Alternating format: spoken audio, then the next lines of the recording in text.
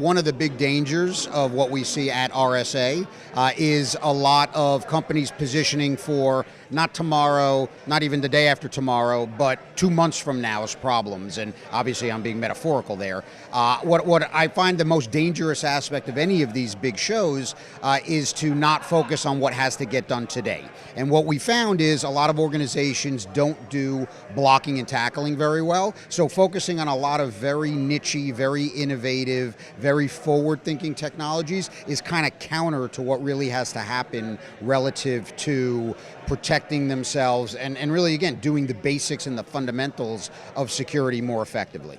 I think it's been very toxic to our business for enterprises to think that a vendor is going to come in and tell them how they should do their business, that a vendor is going to come in with all the answers to their security problems, and it's just created this situation where there are unmatched expectations and nobody has really achieved the goal, which is to protect our information. And I think it starts with how vendors are, in many cases, perceived to have all these answers, and it's just not. So, you know, if you're asking vendors, hey, you know, what should I be doing? You're kind of lost from day one.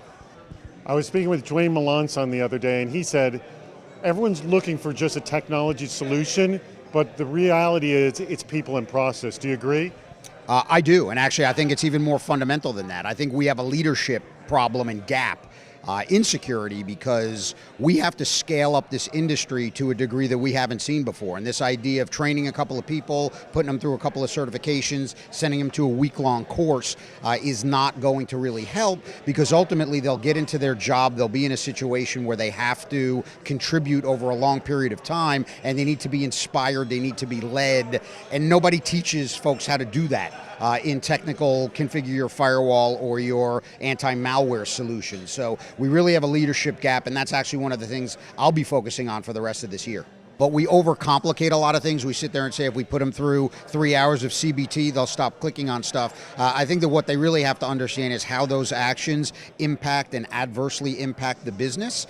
And you know, from that standpoint, then their responsibility gene, or kind of their need to do the right thing for their organization, should overweigh the curiosity that they have to click that link again and then end up bringing malware into their organization.